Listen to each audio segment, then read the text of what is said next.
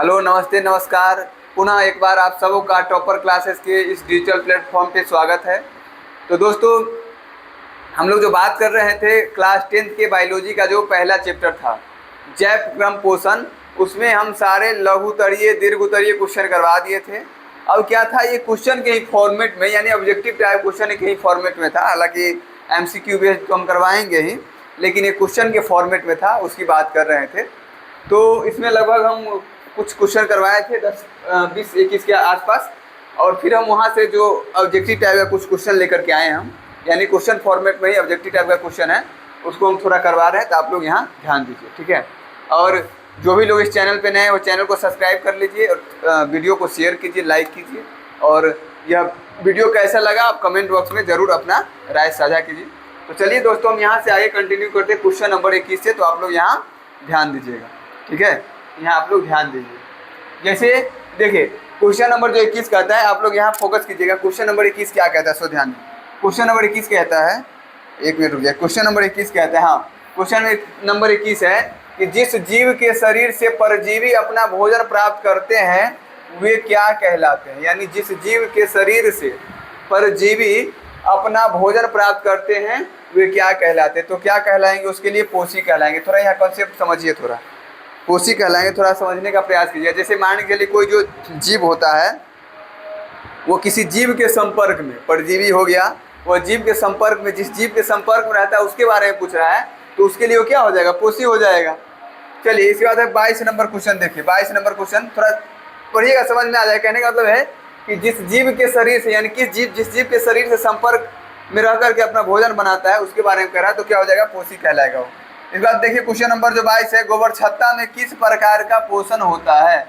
गोबर छत्ता जो देखते होइएगा, जो सड़ा गला चीज़ जो कहीं रहता है, या कोई जहाँ गोबर रखा रहता है वहाँ पर देखिएगा। फिर आप देखते होइएगा कि कोई लकड़ी है, पुराना है, लकड़ी अगर सड़ जाता है वहाँ पर भी आप देख सकते उजला कलर का गोबर अति छतरी टाइप का बन जाता है पूरा।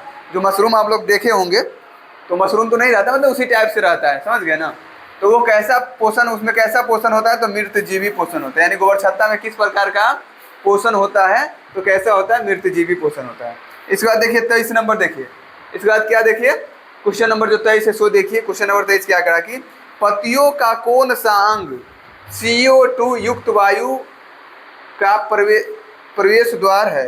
यानी CO2 युक्त वायु का, यानी CO2 का मतलब क्या हो गया, कार्बन डाइऑक्साइड युक्त वायु का प्रवेश द्वार है। तो कहाँ से प्रवेश करता है, तो रंध्रों से। कहाँ से, रंध्रों। रंध्र मतलब समझ रहे हैं ना, जो छोटा छोटा पत्तियों में देखते हो छोटा छोटा जो छिद्र रहता है उसको हम लोग रंध्र कहते हैं। पत्तियों में जो छिद्र होता है छोटा छोटा, उसको क्या बोलते हैं, रंध्र बोलते हैं। तो यह जो पत्तियों का कौन सा अंग CO2 युक्त वायु का प्रवेश द्वार है, तो कौन सा है, रंध्र है। कौन सा है, रंध्र है। अब चलिए हम लोग यहाँ से क्या करेंगे, यहाँ से हम लोग आगे बढ़ेंगे। अब हम लोग यहाँ से आगे बढ़ेंगे, हम यहाँ तक 23 तक कर लिए थे। अब चलिए 23 तक जब कर लिए थे तो 24 से हम लोग क्वेश्चन देखेंगे। कितना, 24 से इस क्वेश्चन को देखेंगे। तो ध्यान दीजिए आप लोग, 24 यानी 24 से। 24 में क्या कह रहा है, तो ध्यान दीजिए। 24 में कह रहा है कि पोषण की दृष्टि से, पोषण की दृष्टि से जंतुओं को क्या कहा जाता है। यानी अगर देखा जाए पोषण की दृष्टि से, तो पोषण की दृष्टि से जंतुओं को क्या कहा जाएगा, परपोषी, स्वपोषी, क्या कहा जाएगा।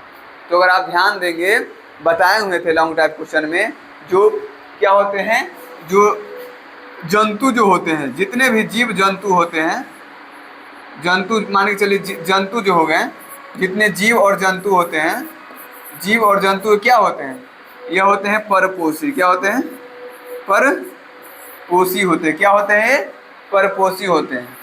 जितने भी जीव जंतु वो क्या होते हैं, परपोषी होते हैं। और स्वपोषी कौन होंगे, तो जो हरे पौधे हो, हरे पेड़ पौधे हो गया, क्या स्वपोषी होते हैं। परपोषी जो भोजन के लिए प्रत्यक्ष या अप्रत्यक्ष रूप से किसी न किसी रूप से किस पर निर्भर हो, जो प्रत्यक्ष या अप्रत्यक्ष रूप से किसी न किसी पर निर्भर हो, क्या हो जाएगा, परपोषी। तो इस 24 नंबर जो क्वेश्चन है, 24 नंबर क्वेश्चन का क्या हो जाएगा, परपोषी हो जाएगा। इस बात आइए क्वेश्चन नंबर 25, अमीबा में भोजन का पाचन कहाँ होता है। तो अमीबा में भोजन का पाचन कहाँ होता है, भोजन रसधानी में। अमीबा का भोजन का जो, अमीबा में जो भोजन का पाचन होता है कहाँ होता है, हालांकि बताए थे कहाँ होता है, बताइए आप लोग। तो ये क्या होती है, भोजन रसधानी में। इस बात क्वेश्चन नंबर 26 अगर देखेंगे कि मनुष्य में पाचन के लिए विशेष अंगों को क्या कहा जाता है? यानी हम लोग में जो पाचन के लिए जो अंग होता है, विशेष अंग बनाया गया है पाचन के लिए, उसे क्या कहते हैं? तो पाचन तंत्र कहते हैं। क्या कहते हैं?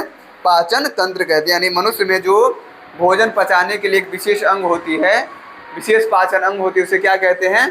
पाचन तंत्र कहते हैं। क्या कहते हैं? पाचन तंत्र कहते हैं। चलिए अब हम लोग यहाँ से क्या करेंगे?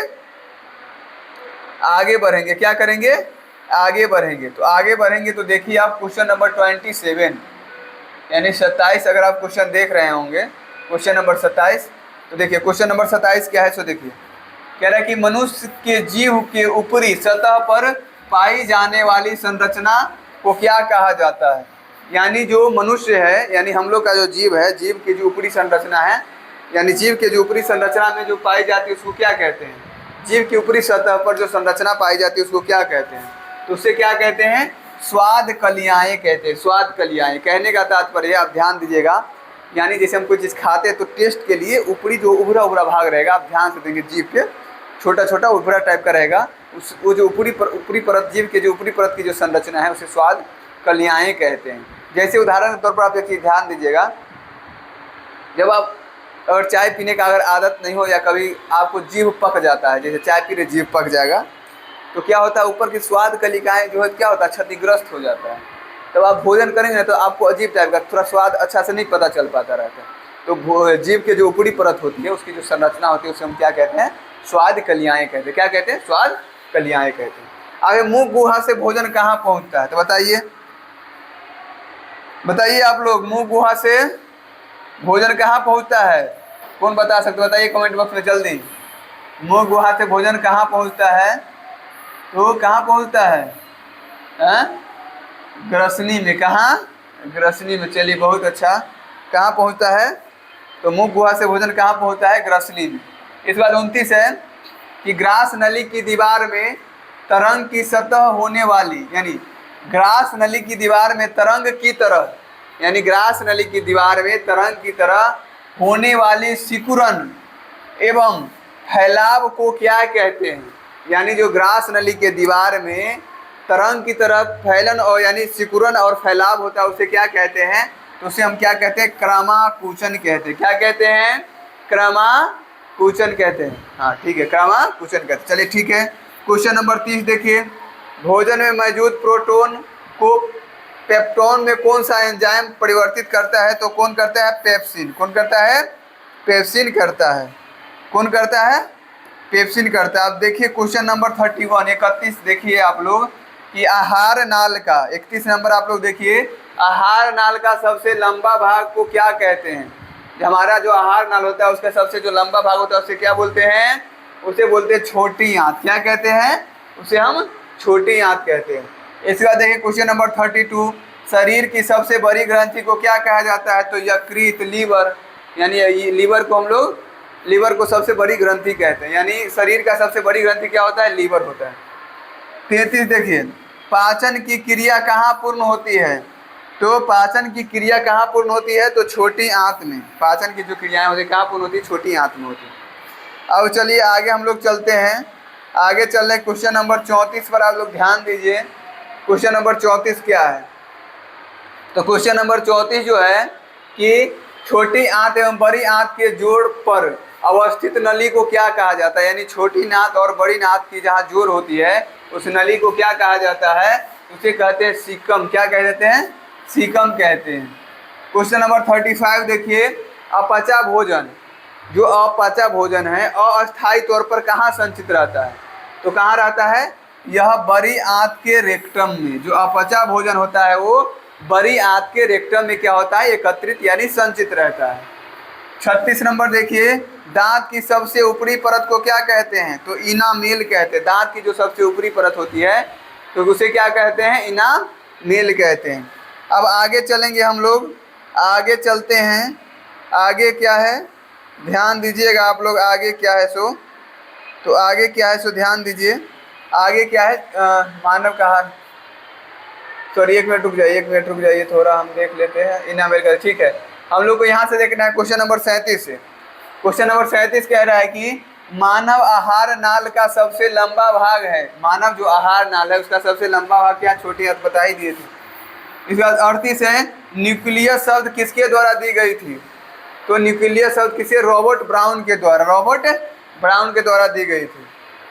39 है, पौधे में भोजन किस रूप में जमा होता है? तो स्ट्रॉज के रूप में जमा होता है। और क्वेश्चन नंबर 40 है, ध्यान दीजिएगा, पौधे और पशुओं की कोशिकाओं का वैज्ञानिक अध्ययन क्या कहलाता है?